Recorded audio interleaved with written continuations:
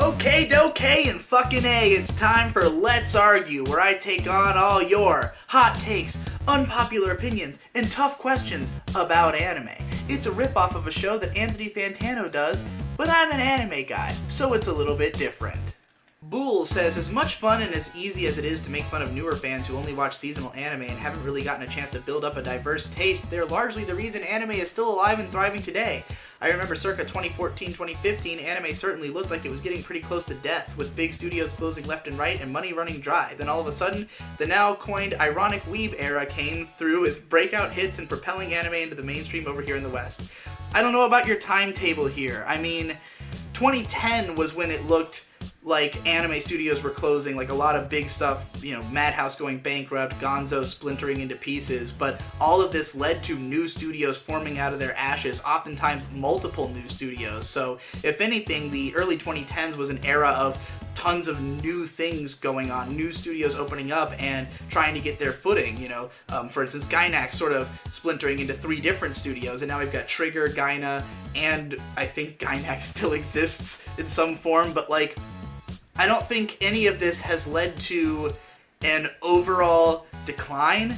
I think that there's a lot less sure footing for each of these organizations. It seems like there's fewer anime that have the sheer amount of production behind them, the more centralized productions, because of the fact that, again, we've splintered off into all these smaller groups, so every production is kind of smaller and there's more of them. Animators are being spread thin across more productions, so I don't know if it's ever really looked to me like anime was going to die. I don't know if it's this influx of new fans in the West have really affected the industry in any major way. It's more like the changing of buying habits globally. I mean, for instance, the death of the OVA.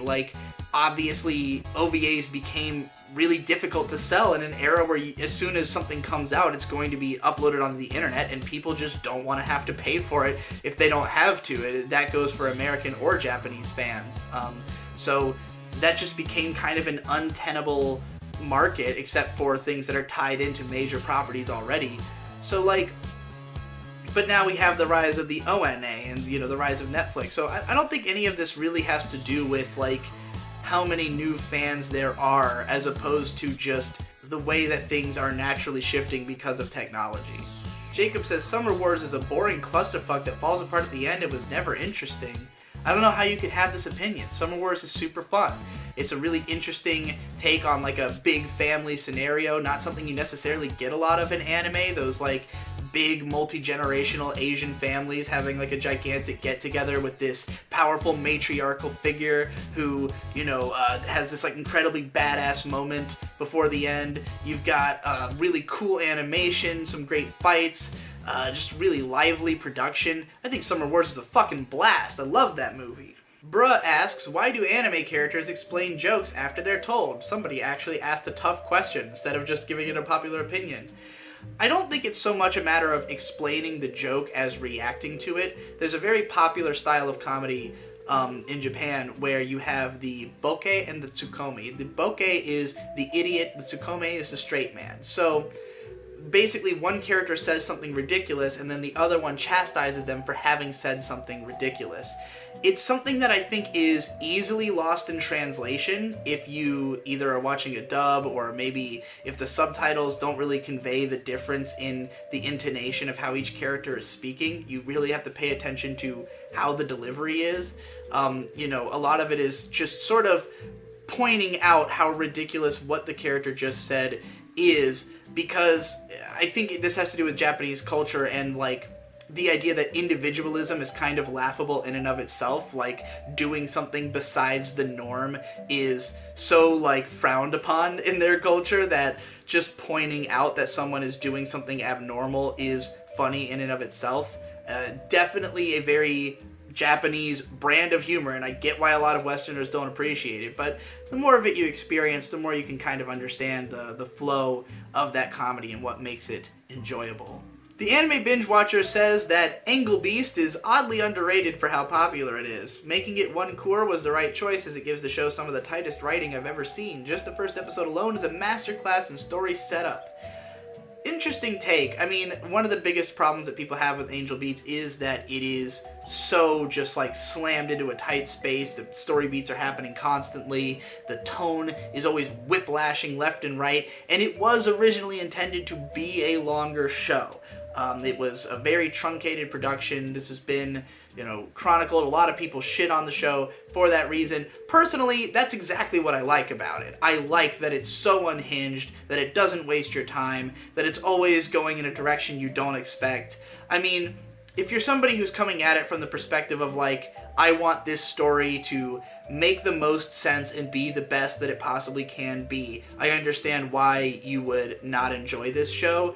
But for me, I don't really care about the story. I care about the experience of the story. And I think it was more fun because it was so fucking ridiculous. Ryan Combs says, One Punch Man 2's animation, or lack thereof most of the time, isn't even the worst thing about the new season. The direction is much worse.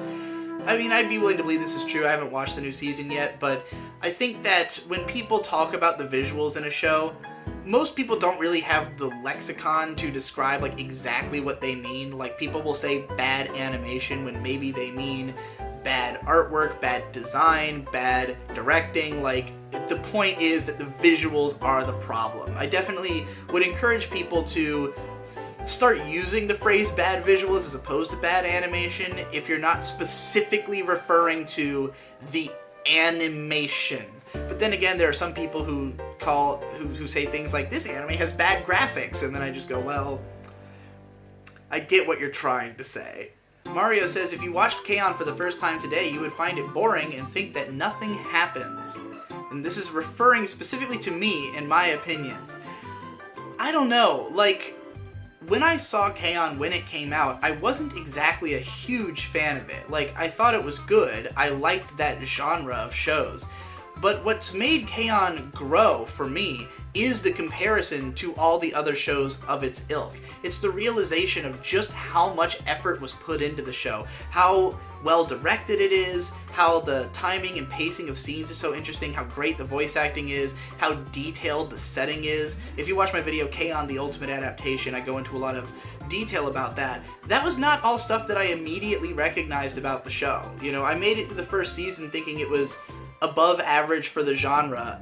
It was only when I got to the really emotional core of season 2 that I really loved it, and then when I went back and watched season 1, it was like having the expectation that I know this is going to be a really fulfilling show, and that these characters will develop, and that there will be like a deeper meaning to their relationship. When you go back and watch the early episodes and you see the seeds of that already beginning, it's like, oh wow, this is even better than I realized the first time, because I didn't make the assumption that this was going to go somewhere when I was first watching it, So I think I'd probably experience it the exact same way I did last time. I would start off thinking, well, this is, as cute girls shows, this is above average. The animation's really great, the directing's really great. If anything, I think I would have a better appreciation for that stuff on the first viewing than I did back then, as back then I was just I would watch anything that had 4 cute girls in it pretty much. Torner says, WWE is a better shonen than most shonen anime. Okay, that seems ridiculous to me. I mean, WWE has way more filler than any shonen, way more garbage plot twists, way more of the author being a fucking moron. I mean, it's kind of funny. With wrestling over the last 10 years, we've seen this rise in its prominence in internet culture because of the fact that so many people who remember loving wrestling as kids are coming back to it, being able to analyze it, talk about why it was so interesting to them. And there's been tons of great videos about wrestling. Endless Jess was doing it first. Emp Lemon's done videos about it. Guys like Super Eye Patch Wolf. And while a lot of them like to fixate on how good it can be at its best so that they can communicate it to the audience, ultimately most wrestling fans spend most of their time pissed off. Most of the time things don't go well. Most of the time they're complaining. So it's like, to say that just because at its height it can be really great, well, that's also true of most shonen, but I don't think most of them are nearly as frustrating for nearly as long as the WWE is. Bacon Delish says Sword Art Online gets more hate nowadays because it's a meme to hate it. Most people that actively hate it now have not actually watched it and don't know why it's bad, only that it is. I think that's probably true. I mean, Sword Art Online is one of the most popular anime of all time. It's greatly beloved by a huge number of people. It's got toys in, you know, the Hot Topic and FYE. You can hear the opening theme playing in a Spencer gift store, as I have before. Like, it is a fucking massive show. I don't think that most people would instantly dislike it if they saw it. I think that a lot of people would probably be let down by the second half of the first season, but I think the average viewer, had they never heard anything negative about it, would perfectly enjoy those first 14 episodes. And like, even for me, when the show was airing, I watched 7 whole fucking episodes of the thing, and you know how quick I am to drop stuff, so it's not like I think Sword Art Online is obviously bad. I think it's something that falls apart not only as it goes, but the more you think about it, and I definitely think that, you know, the average viewer probably wouldn't make it through all of the seasons because the problems compound on themselves and become more obvious as it goes along. But certainly, the show would not have nearly the level of bad reputation that it has if it wasn't so lucrative to shit on it. You know, when I shit on it, I didn't know that it was going to be lucrative until it was, but once it had been proven, a lot of other people jumped on that bandwagon and made a fuckload of money, and now it's a popular opinion to have. So, yeah, I definitely think that a lot of the SAO hate is bandwagoning. Steffi Misk says, Baby Steps' art direction is largely the reason why it's ignored at first glance. Otherwise, I'd argued it's one of the best sports anime of all time. Honestly, I just want people to go check it out. It's hella good. Hard agree. The biggest problem with Baby Steps is the production. In fact, I would say this is a great example of that one guy in probably a couple videos ago who had said that you can't have a show with bad production and great writing and it come out good. Baby Steps is a perfect example. The production is awful. The animation looks like shit. The soundtrack is bad. It's still greatly enjoyable. I loved the whole first season. Like, the main characters are just so lovable, and the story is paced well. It's a sports career narrative, which is more interesting to me than an inter-high narrative.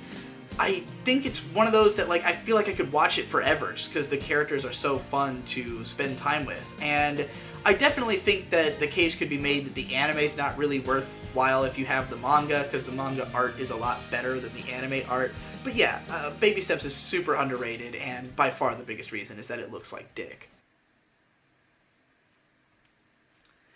The Anime Binge Watcher says Angel Beasts... The Anime Binge Watcher says Angel Beasts is